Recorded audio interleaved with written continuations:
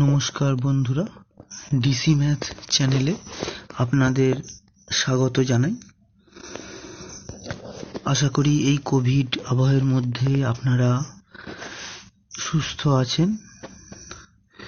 আপনাদের কাছে অনুরোধ করব, আপনারা সঠিক দূরত্ববিধি মেনে চলুন এবং ঠিকঠাকভাবে স্যানিটাইজার ইউজ করুন ও মাস্ক ইউজ করুন, যাতে আমরা এই চাইনিজ যে করোনা ভাইরাস তার থেকে খুব তাড়াতাড়ি মুক্তি লাভ করে দেশকে এগিয়ে নিয়ে যেতে পারি। যাই হোক, আজকে আমরা ক্লাস 10-এর যে একটি চ্যাপ্টার আছে, হচ্ছে West Bengal board of secondary এডুকেশনের যে বাংলা মাধ্যম, তার যে অঙ্ক বই আছে, গণিতের যে অঙ্ক বই আছে, তার মধ্যে একটি চ্যাপ্টার আছে বৃত্ত সম্পর্কিত উপপাদ্য। তারই আন্ডারে কোষে দেখি 3.2, এই কোষে দেখির প্রথম দিকের কয়েকটি অঙ্ককে আমরা এই ভিডিওতে বোঝার চেষ্টা করব। আচ্ছা, এই প্রসঙ্গে একটি কথা বলে রাখি যে বৃত্ত সম্পর্কিত উপপাদ্য এই চ্যাপ্টারে কোষে দেখি 3.2 এর আগে বেশ কিছু সুন্দর সুন্দর অঙ্ক এবং উপপাদ্য ও উপপাদ্যের প্রয়োগ করে দেওয়া আছে। সেগুলি আপনাদেরকে অবশ্যই ভালো করে বাড়িতে বুঝে বুঝে করার চেষ্টা করতে হবে, বা বুঝতে না পারলে কাউকে জিজ্ঞাসা করে নিতে হবে। ওগুলো যদি ঠিকঠাকভাবে বুঝতে পারা যায়, তাহলে এই চ্যাপ্টারের অঙ্ক করতে গিয়ে কোনো সমস্যা হবে না, বা সমস্যা অনেকটা কম হবে এবং উদাহরণের অঙ্কগুলো, তাই এই চ্যাপ্টার বোঝার ক্ষেত্রে ভীষণ ভীষণ ইম্পর্ট্যান্ট। যাই হোক, আচ্ছা, এই চ্যাপ্টার শুরু করার আগে আমরা আরো দু একটা জিনিস একটু দেখে নিই, যেগুলো এই চ্যাপ্টারে পরে কাজে লাগবে। বেশ, দেখা যাক।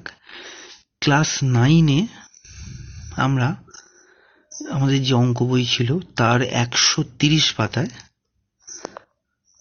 একটি উপপাদ্য ছিল, উপপাদ্য 22।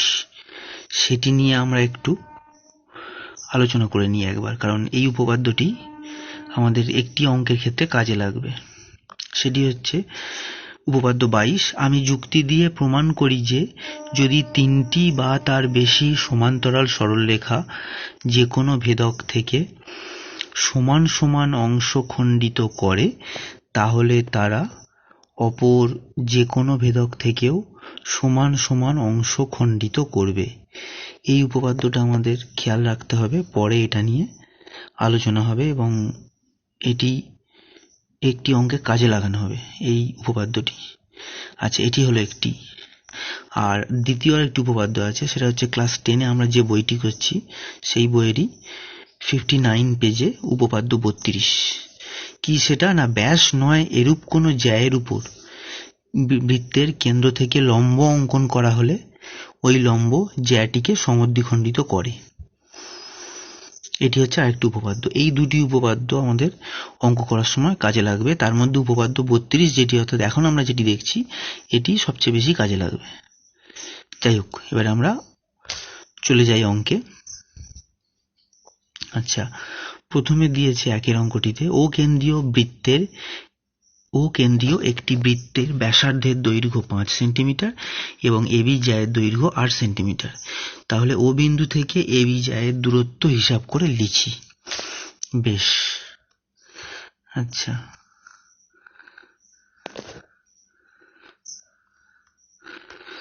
যাই হোক। আচ্ছা, তাহলে ওই অনুযায়ী আমরা কি করলাম, ছবিটা আঁকার চেষ্টা করেছি। কোষে দেখি 3.2 এর যে একের অঙ্কে ছবিটিতে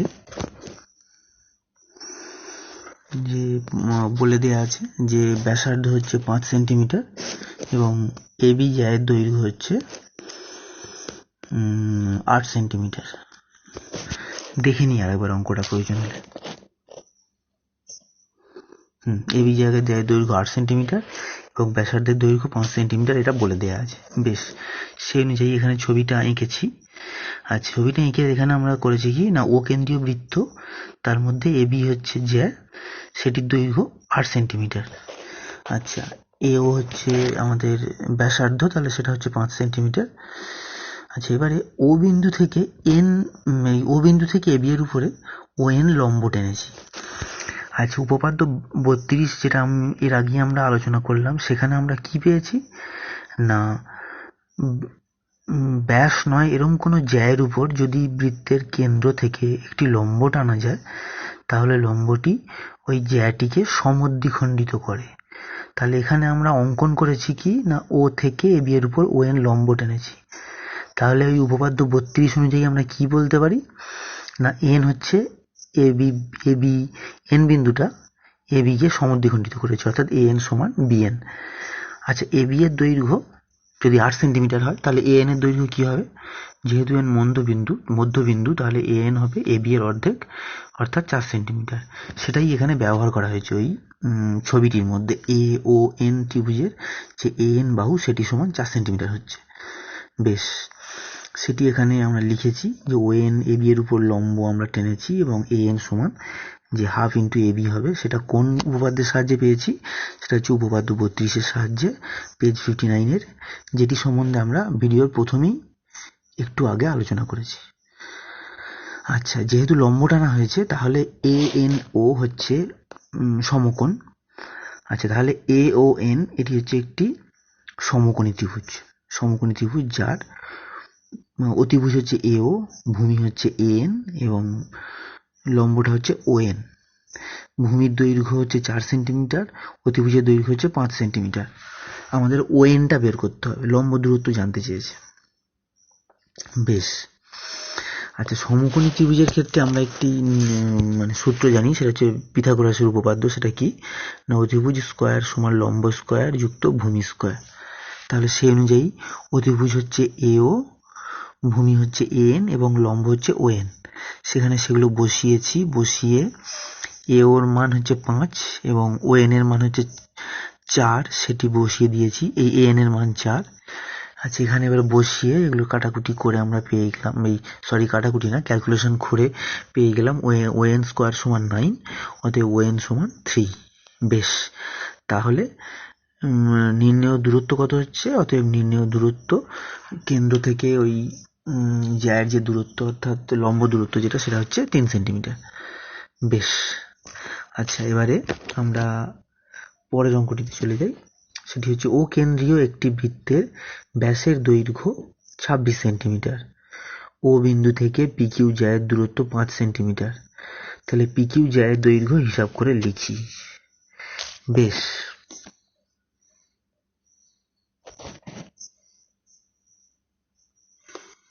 তাহলে সেই অনুযায়ী কি করেছি, আমরা ছবিটা এঁকেছি। এখানে বলে দেয়া আছে যে ও কেন্দ্রীয় বৃত্ত, তার ব্যাসার্ধের দৈর্ঘ্য 13 সেন্টিমিটার, এবং পিকিউ যে জ্যা, তার লম্ব দূরত্ব কেন্দ্র ও থেকে হচ্ছে 5 সেন্টিমিটার।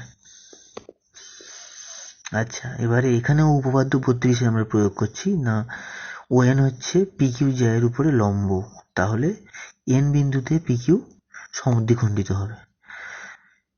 এইটা আমাদের কাজে লাগবে। যাই হোক, ওপি সমান হচ্ছে তাহলে কি হাফ অফ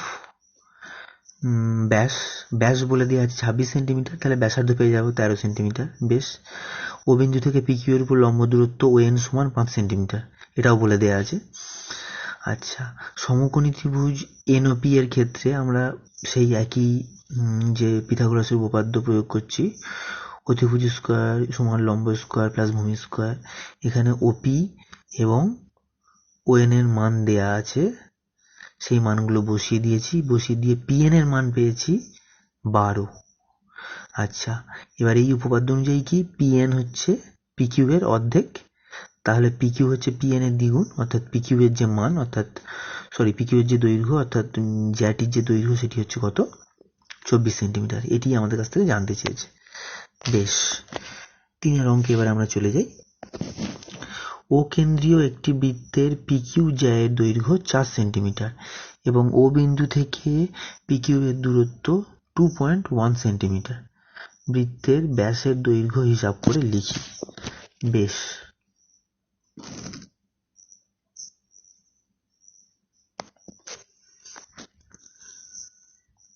আচ্ছা, এখানে তাহলে ছবিটি আমরা উপপাদ্যের মধ্যে যে কথাগুলো প্রদত্ত যে তথ্যগুলোর মধ্যে যে কথাগুলো বলা হয়েছে সেটা অনুযায়ী এঁকেছি। উপপাদ্যটি একবার পড়ে নিই আমরা ভালো করে। ও কেন্দ্রীয় বৃত্তের পিকিউ জ্যায়ের দৈর্ঘ্য 4 সেন্টিমিটার এবং ও বিন্দু থেকে পিকিউ এর লম্ব দূরত্ব সেটাও বলে দেয়া আছে 2.1 সেন্টিমিটার। তাহলে বৃত্তের ব্যাসের দৈর্ঘ্য বের করতে বলেছে। বেশ, আচ্ছা, তাহলে পিকিউ হচ্ছে ব্যাস, তার দৈর্ঘ্য 4 সেন্টিমিটার। আচ্ছা, ও থেকে পিকিউ এর লম্ব দূরত্ব বলা আছে 2.1 সেন্টিমিটার। তাহলে ওএন এর উপরে লম্ব টানা হয়েছে, তাহলে ওএন এর দৈর্ঘ্য হবে 2.1 সেন্টিমিটার।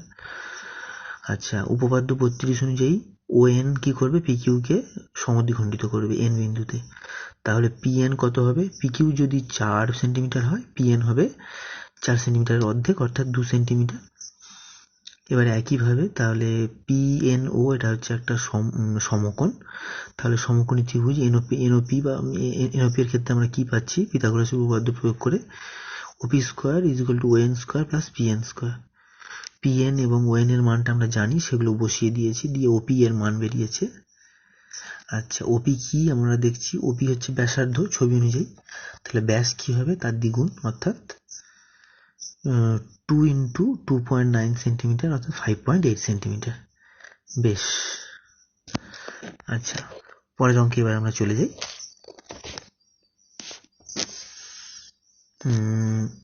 ও কেন্দ্রীয় বৃত্তে 6 সেমি ও 8 সেমি দৈর্ঘ্যের দুটি জ্যা যদি ছোট দৈর্ঘ্যের জ্যাটির বৃত্তের কেন্দ্র থেকে দূরত্ব 4 সেন্টিমিটার হয়, তাহলে অপর জ্যাটির দৈর্ঘ্য এই কেন্দ্র থেকে দূরত্ব কতটা হিসাব করি।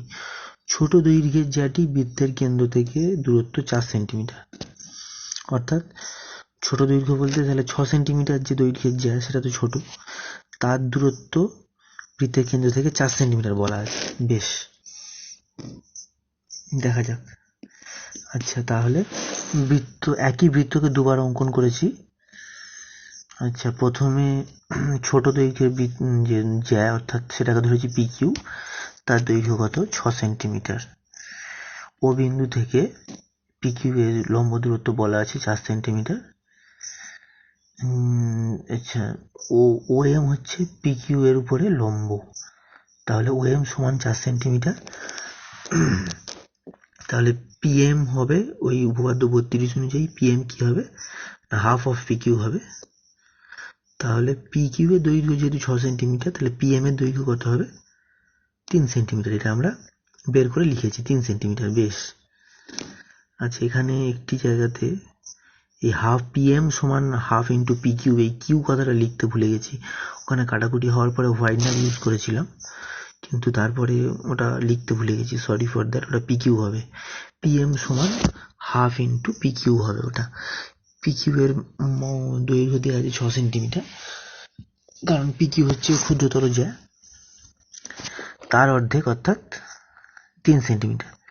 এবারে সমকোণী ত্রিভুজ ওপিএম, তার থেকে পেয়ে গেলাম পিথাগোরাসের উপপাদ্য প্রয়োগ করে ওপি এর মান পেয়ে গেলাম 5। ওপি কি না, বৃত্তটি ব্যাসার্ধ। আচ্ছা, এবার পাশের চিত্রে আমরা যে বড় দৈর্ঘ্যের জ্যা অর্থাৎ আরএস, যার দৈর্ঘ্য বলা আছে 8 সেন্টিমিটার, সেটিকে নিয়েছি। তাহলে এক্ষেত্রে আগের বৃত্তটিতে ওপি ছিল ব্যাসার্ধ আর এখানে হচ্ছে ও আর ব্যাসার্ধ। আমরা পেলাম ওপি এর মান 5 সেন্টিমিটার, তাই তো? 5 সেন্টিমিটার। তাহলে ও আর সেটাও তো একই বৃত্তের ব্যাসার্ধ, তাহলে তারও দৈর্ঘ্য হবে 5 সেন্টিমিটার। বেশ, এদিকে ও থেকে এন এর উপরে লম্ব টানলাম, এই লম্ব দূরত্বটা হচ্ছে ও এন, এটাকেই আমাদের বের করতে হবে। তাহলে উপপাদ্য 32 অনুযায়ী আমরা কি বলতে পারি, এন আর এস এর মধ্যবিন্দু। তাহলে আর এস এর দৈর্ঘ্য যদি 8 সেন্টিমিটার হয়, আর এন এর দৈর্ঘ্য হবে তার অর্ধেক অর্থাৎ 4 সেন্টিমিটার। আর এর দৈর্ঘ্য আমরা পেয়ে গেছি 5 সেন্টিমিটার। আচ্ছা, আর এন ও এই কোণটি হচ্ছে 90 ডিগ্রি। তাহলে সমকোণী ত্রিভুজ আর এন ও থেকে আমরা কি পাচ্ছি, সমকোণী ত্রিভুজ আর এন ও থেকে আমরা পেয়ে যাচ্ছি না ওই কি বলে পিথাগোরাসের উপপাদ্য ব্যবহার করে, এবং সেখানে ঠিকভাবে মানগুলো বসিয়ে আমরা পেয়ে যাচ্ছি ON সমান 3। তাহলে নির্ণেয় দূরত্ব হচ্ছে 3 সেন্টিমিটার। বেশ, এইখানে এই ক্যালকুলেশনগুলো ধৈর্য ধরে যত্ন করে করতে হবে এবং দেখে নিতে হবে ভালো করে, প্রয়োজন হলে ভিডিও পজ করে। বেশ, 5টা, যদি কোনো বৃত্তের একটি জ্যায়ের দৈর্ঘ্য 48 সেন্টিমিটার এবং কেন্দ্র থেকে ওই জ্যায়ের দূরত্ব 7 সেন্টিমিটার হয়, তবে ওই বৃত্তের কেন্দ্র থেকে যে জ্যায়ের দূরত্ব 20 সেন্টিমিটার, সেই জ্যায়ের দৈর্ঘ্য কত হবে তা হিসাব করে লিখি। আবার পড়ছি, যদি কোনো বৃত্তের একটি জ্যায়ের দৈর্ঘ্য 48 সেন্টিমিটার এবং কেন্দ্র থেকে ওই জ্যায়ের দূরত্ব 7 সেন্টিমিটার হয়, তবে বৃত্তের কেন্দ্র থেকে যে জ্যায়ের দূরত্ব 20 সেন্টিমিটার, সেই জ্যায়ের দৈর্ঘ্য কত হবে নির্ণয় করে লিখি। বেশ,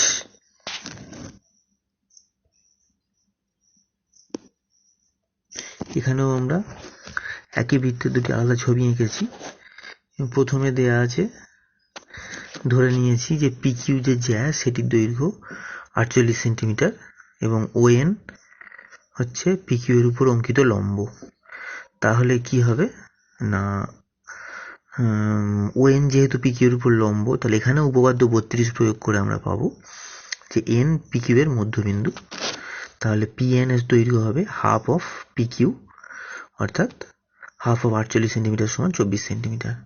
আর ON এর দৈর্ঘ্য বলা তো আছেই, ON এর দৈর্ঘ্য 7 সেন্টিমিটার, কারণ ON হচ্ছে ও বিন্দু থেকে PQ এর লম্ব দূরত্ব। তাহলে এখানে PQ এই PON হচ্ছে একটি সমকোণী ত্রিভুজ যার দুটি বাহুর মান আছে।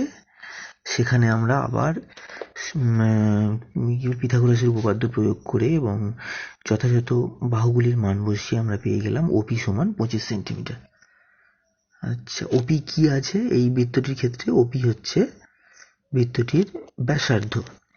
তাহলে পাশে যে আমরা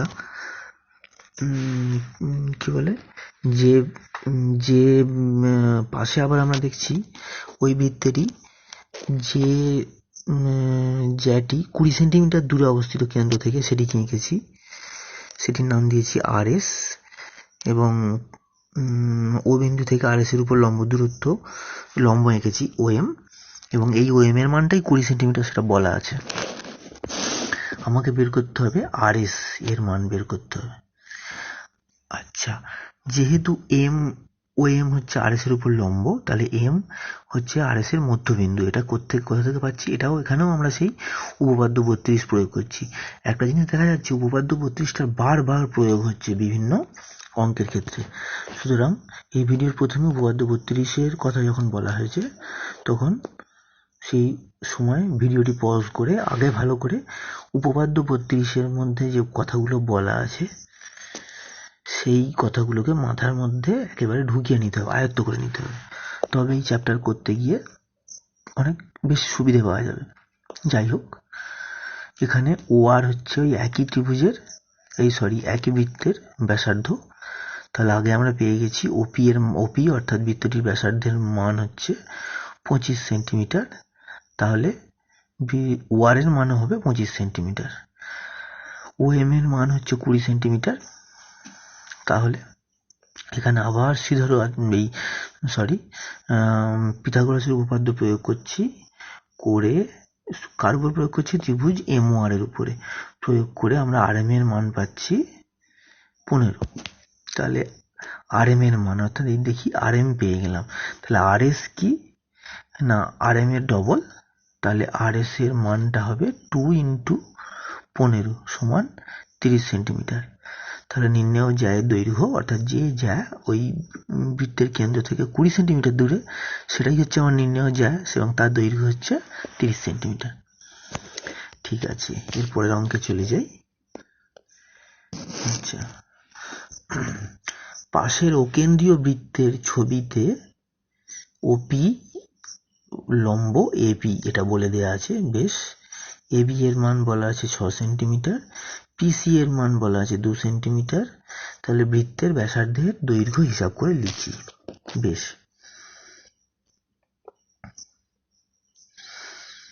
এখানে আগে ছবিটিকে আমরা আরেকবার এঁকে নিয়েছি। এবি এর সরি হ্যাঁ এবি এর মান বলে দেওয়া আছে 6 সেন্টিমিটার। আচ্ছা, ওপি হচ্ছে এবি এর উপর লম্ব, তাহলে উপপাদ্য 32 অনুযায়ী, সেই একই উপপাদ্য বারবার ব্যবহৃত হচ্ছে, উপপাদ্য 32 অনুযায়ী পি হবে এবি এর মধ্যবিন্দু, অর্থাৎ তাহলে বিপি এর মান আমরা পাবো 3 সেন্টিমিটার, হাফ অফ এবি সমান 3 সেন্টিমিটার। বেশ। আচ্ছা, এখানে আমরা ধরে নিয়েছি বৃত্তটির ব্যাসার্ধ হচ্ছে x সেন্টিমিটার। আচ্ছা, আঁকার ক্ষেত্রে আমরা দেখছি ওবি এবং ওসি উভয়ই বৃত্তের ব্যাসার্ধ, তাহলে ওবি এবং ওসি উভয়েরই মান হচ্ছে x সেন্টিমিটার। বেশ। আচ্ছা, পিসি এর মান, আচ্ছা এবার ওসির ক্ষেত্রে ভালো করে আমরা দেখি, ওসি এর মান হচ্ছে x, তার মধ্যে আবার সিপি এর মান হচ্ছে 2 সেন্টিমিটার, তাহলে ওপি এর মান কত হবে, x মাইনাস 2 সেন্টিমিটার, সেটাই এখানে বের করা হয়েছে। বেশ, তাহলে এবার দেখা যাক যে কোণ ওপিবি এটা তো 90 ডিগ্রি, কেন না, যেহেতু ওপি পারপেন্ডিকুলার এবি, এটা অঙ্কে বলে দেয়া আছে। ওপি এর মান পেয়ে গেলাম x মাইনাস 2 সেন্টিমিটার, ওবি এর মান পেয়ে গেলাম x সেন্টিমিটার, ধরেছি এগুলো আমরা x এর মান সেই জন্য, আর বিপি এর মান পেয়ে গেছি আমরা 3 সেন্টিমিটার। তাহলে সমকোণী ত্রিভুজ বিওপি এর ক্ষেত্রে আমরা কি পাচ্ছি, পিথাগোরাসের উপপাদ্য প্রয়োগ করছি, করে সেখানে x এর মানগুলো আমরা বসাচ্ছি।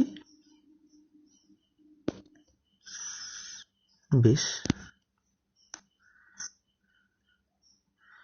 x এর মানগুলো বসিয়ে আমরা কি করছি, x এর মান পেয়ে গেলাম 13/4 অর্থাৎ 3.25, তাহলে বৃত্তের ব্যাসার্ধের দৈর্ঘ্য কত, 3.25 সেন্টিমিটার। বেশ। আচ্ছা, নেক্সট আমরা চলে আসি, একটি সরলরেখা দুটি এককেন্দ্রীয় বৃত্তের একটিকে এ ও বি বিন্দুতে এবং অপরটিকে সি ও ডি বিন্দুতে ছেদ করেছে, যুক্তি দিয়ে প্রমাণ করি এসি সমান ডিবি। আচ্ছা, দেখি অঙ্কটি করা হয়েছে কিরকম ভাবে সেটি দেখার চেষ্টা করি। আচ্ছা, বেশ, এখানে উপপাদ্য 32 ব্যবহার করা হয়েছে, কেন না, উপপাদ্য আমরা কি করেছি, ও থেকে এবি এবং সিডি এর উপরে, মানে সোজা কথা এবি এর উপরে ওএন অঙ্কন করেছি লম্ব। বেশ। আচ্ছা, তাহলে দেখা যাক যে যেহেতু বড় যে বৃত্তটি তার মধ্যে একটি ব্যাস নয় এরূপ একটি জ্যা হচ্ছে এবি এবং ওএন এবি এর উপরে লম্ব, তাহলে উপপাদ্য 32 অনুযায়ী কি হবে, এন এবি এর মধ্যবিন্দু, তাহলে এন সমান বিএন হবে। বেশ। একইভাবে ভিতরে যে ছোট্ট বৃত্তটি আছে তার মধ্যে সিডি হচ্ছে ব্যাস নয় এরূপ একটি জ্যা এবং ওএন সিডি এর উপরে লম্ব, তাহলে উপপাদ্য 32 অনুযায়ী এন হচ্ছে সিডি এর মধ্যবিন্দু, অর্থাৎ সিএন সমান ডিএন। এবারে দুটো সমীকরণকে বিয়োগ করে দিয়েছি, করে এএন মাইনাস সিএন আর এদিকে হচ্ছে বিএন মাইনাস ডিএন পেয়েছি। এএন মাইনাস সিএন করলে আমরা পাই, এএন থেকে সিএন বাদ দিলে আমরা পাই এসি, এবং বিএন থেকে ডিএন বাদ দিলে আমরা পাই বিডি।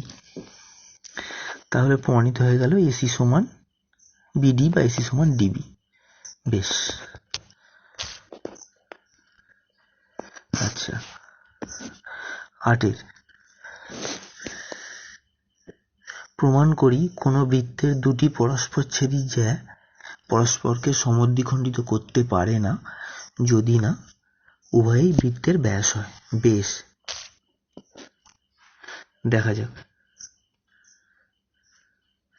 এখানে কি করেছি, না আমরা এখানে ধরেছি কি, যদি সম্ভব হয় ধরা যাক এবি এবং সিডি হলো অকেন্দ্রীয় বৃত্তের ব্যাস নয় এরূপ দুটি জ্যা যারা পরস্পরকে এন বিন্দুতে সমদ্বিখণ্ডিত করেছে। বেশ, অর্থাৎ তারা পরস্পরচ্ছেদী। আচ্ছা,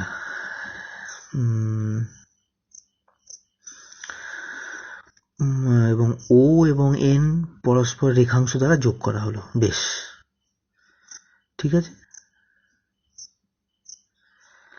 আচ্ছা, এখানে একটা উপপাদ্য হচ্ছে উপপাদ্য 33, পেজ 60-তে আছে, সেটা কাজে লাগবে। আচ্ছা, উপপাদ্য 32 আমরা পেয়েছিলাম যে কোনো একটি বৃত্তের মধ্যে ব্যাস নয় এরকম কোনো জ্যায়ের উপর একটি লম্ব অঙ্কন করা হলে সেই লম্বটি জ্যাটিকে সমদ্বিখণ্ডিত করে। আর উপপাদ্য 33 ঠিক এর উল্টো কথা বলছে, সেটা হচ্ছে ব্যাস নয় এরূপ একটি জ্যায়ের মধ্যবিন্দু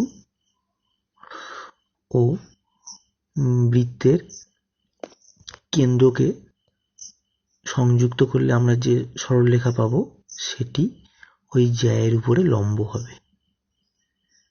তাহলে বৃত্তের কেন্দ্র থেকে ব্যাস নয় এরূপ কোনো জ্যায়ের মধ্যবিন্দু সংযোগকারী সরলরেখা টানলে সেটি ওই জ্যায়ের উপর লম্ব হয়। বেশ, এটা হচ্ছে উপপাদ্য 33, সেটা এখানে ব্যবহৃত হবে।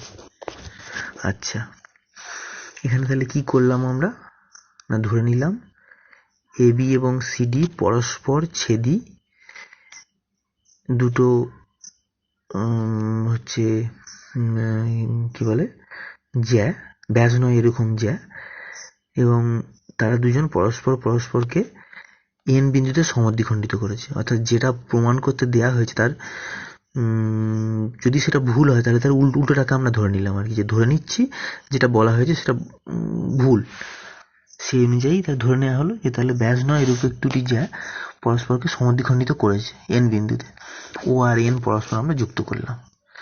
আচ্ছা, n তো AB এর মধ্যবিন্দু, তাহলে উপপাদ্য 33 অনুযায়ী আমরা কি বলতে পারি, ON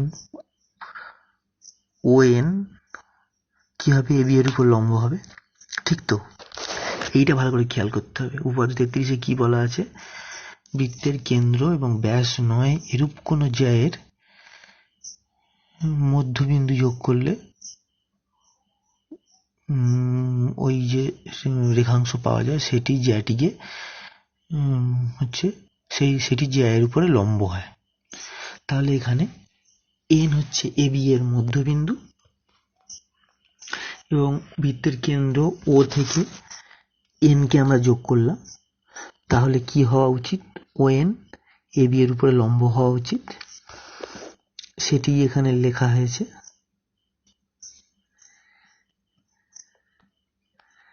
আচ্ছা, n বিন্দু যেহেতু AB এর মধ্যবিন্দু, তাহলে বলতে পারি ON AB এর উপরে লম্ব, তার থেকে আমরা পেয়ে যাব ANO সমান 90 ডিগ্রি, ANO সমান 90 ডিগ্রি। বেশ, একইভাবে CD এর মধ্যবিন্দুও কি n, কারণ n বিন্দুতে ওরা পরস্পরকে সমদ্বিখণ্ডিত করেছে।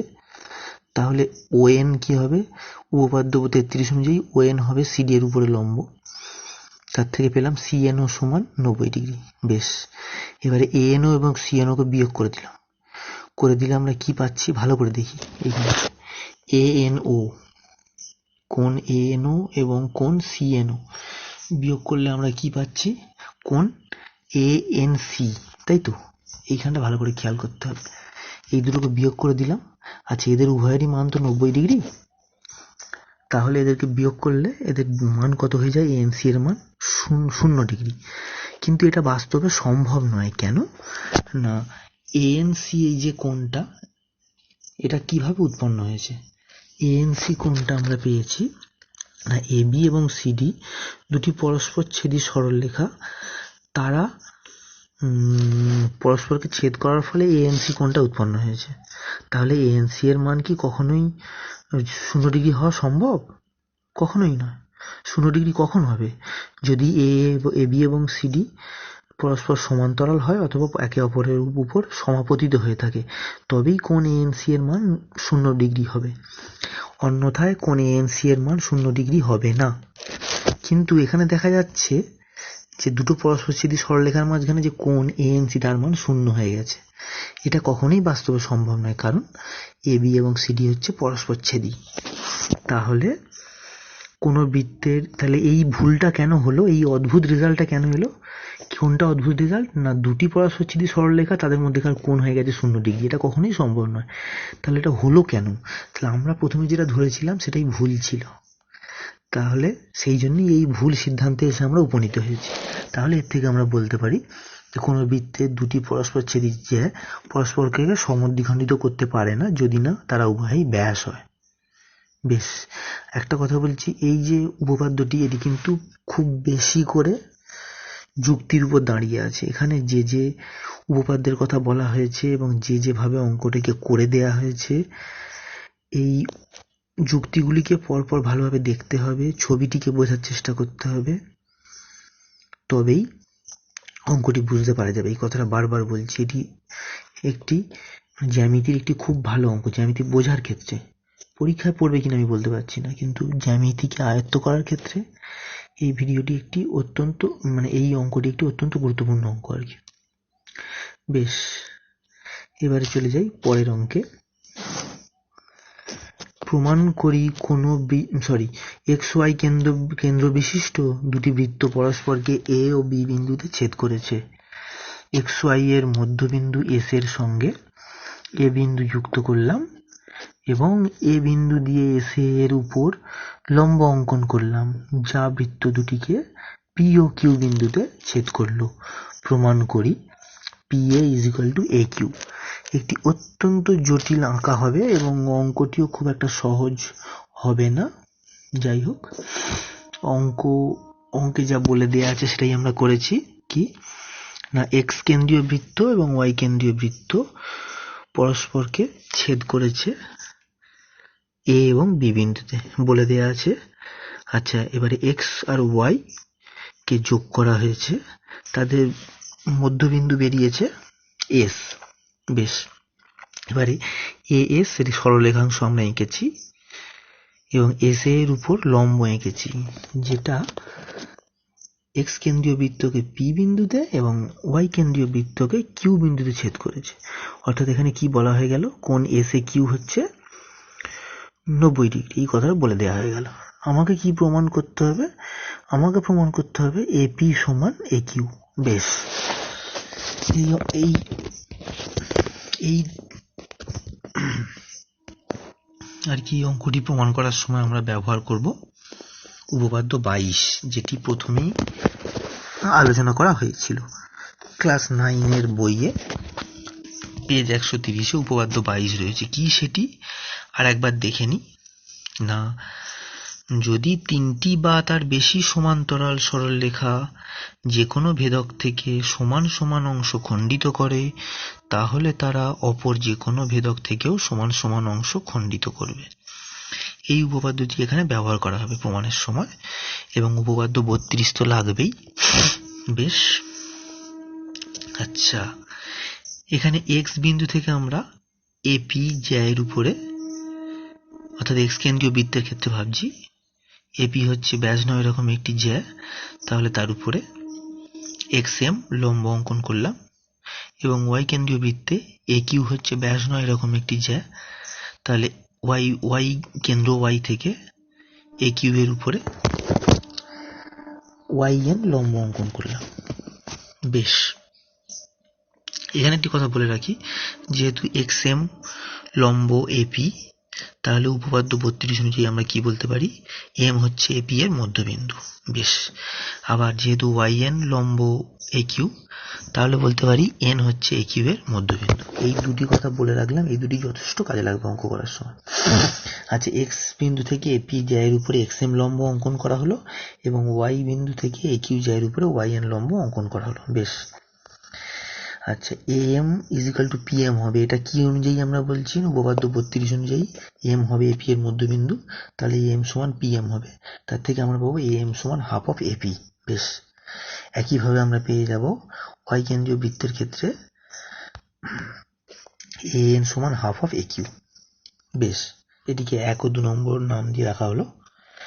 আচ্ছা, এবারে দেখা যাক না, আমাদের অঙ্কন অনুযায়ী কি ছিল, XM হচ্ছে PQ সরলরেখাংশের উপর লম্ব, আর YN PQ সরলরেখাংশের উপর লম্ব, আবার SA হচ্ছে PQ এর উপর লম্ব, এবং এটা অঙ্কে বলে দেয়া আছে। তাহলে দেখছি যে PQ সরলরেখার উপরে XM, SA এবং YN এই তিনজনই লম্ব। তাহলে কি হবে না, এরা তাহলে পরস্পর সমান্তরাল সরলরেখা হবে, তাই তো? যেহেতু অনুরূপণগুলো সমান হয়ে যাচ্ছে। বেশ, তাহলে XM, SA এবং YN তিনজনই হচ্ছে পরস্পর সমান্তরাল সরলরেখা। আচ্ছা, অঙ্কে কি বলা আছে না, S হচ্ছে XY সরলরেখাংশের মধ্যবিন্দু, এটা প্রথমে বলে দেওয়া আছে। তাহলে আমরা দেখছি যে এই যে আমাদের XY সরলরেখাংশ আছে, এটা মানে XM, SA, YN এই তিনটে পরস্পর সমান্তরাল সরলরেখা, এরা XY এই রেখা সরলরেখা থেকে সমান অংশ ছেদ করেছে। দেখি কি লেখা হয়েছে এখানে, দেখি। PAQ সরলরেখার উপর XM, SA এবং YN তিনটি লম্ব, তাহলে ওরা পরস্পর সমান্তরাল। প্রদত্ত শর্তানুযায়ী SX সমান SY, কেননা XY সরলরেখাংশের মধ্যবিন্দু S, এটা প্রথমেই বলে দেওয়া আছে। তাহলে কি হলো না, XM, SA এবং YN এই তিনটি সমান্তরাল সরলরেখা XY ভেদক থেকে সমান সমান অংশ খণ্ডিত করেছে। ঠিক এটাই কিন্তু উপপাদ্য 22-এর ভাষা, এটা খেয়াল করতে হবে। XM, AS এবং YN এই তিনটি পরস্পর সমান্তরাল সরলরেখা XY এই সরলরেখা থেকে সমান সমান অংশ খণ্ডিত করেছে। কি করে সেটা বলছি, যেহেতু SX সমান SY। বেশ, আচ্ছা, তাহলে কি বলা আছে উপপাদ্যটিতে, যদি এরকম হয়, যদি তিনটি বা তার বেশি সমান্তরাল সরলরেখা যে কোনো ভেদক থেকে সমান সমান অংশ খণ্ডিত করে, তাহলে তারা অপর যে কোনো ভেদক থেকেও সেটা করবে। বেশ, তাহলে এখানে দেখি না, XM, SA এবং YN এই যে তিনটি সমান্তরাল সরলরেখা, এদের আরেকটি ভেদককে PQ। বেশ, তাহলে PQ থেকে ওরা কি করবে, সমান অংশ খণ্ডিত করবে, অর্থাৎ AM সমান AN হবে, তাই তো।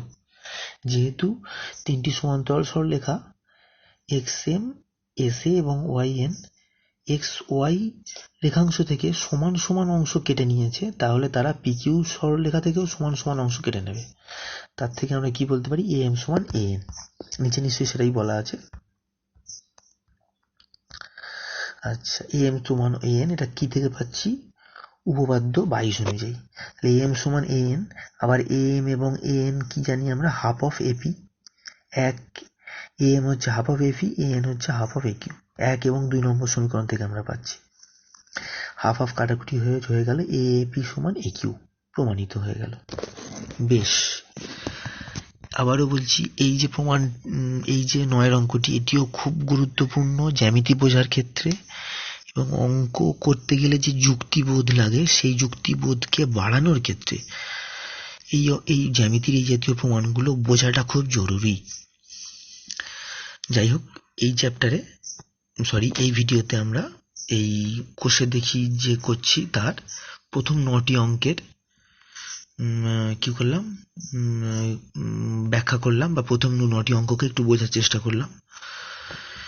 এরপরে আরো 2টি ভিডিওতে আমরা এই কোষে দেখিটি কমপ্লিট করব, কারণ যেহেতু এটি জ্যামিতি চ্যাপ্টার এবং এখানে প্রচুর প্রমাণ করতে দিয়েছে, তাই এক একটি অঙ্ক করতেই অনেকটা করে সময় লাগবে। যাই হোক, যদি আমার এই ভিডিও আপনাদের বা তোমাদের বলা ভালো কোনো কাজে লাগে, তাহলে লাইক করে অবশ্যই উৎসাহিত করবে। যদি কোনো ভুল থাকে, এবং সেটাই স্বাভাবিক, কারণ আমি তো একদমই একজন লার্নার, ইউটিউবে যারা ভিডিও করে তাদের মধ্যে আমি একেবারেই নতুন একজন, ফলে আমার ভুল হওয়ার সম্ভাবনা রয়েছে। ভুল থাকলে তবে অবশ্যই গঠনমূলক সমালোচনা করবে, এবং যদি আরো কারো কোনো বিষয়ে কোনো ভিডিও করতে হয়, সেটা কমেন্ট সেকশনে লিখে জানাবে, চেষ্টা করব সেই সম্বন্ধীয় শিক্ষামূলক ভিডিও আনার।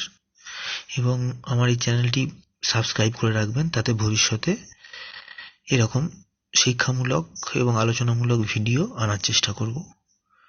নমস্কার। কোভিড আবহে সবাই সুস্থ থাকুন। আশা করি এই কোভিডের যে উহান ভাইরাস, যেটা তার এই ভয়ঙ্কর প্রভাব এড়িয়ে আমরা একদিন আবার উন্নতির পথে এগিয়ে যেতে থাকব। নমস্কার, ধন্যবাদ।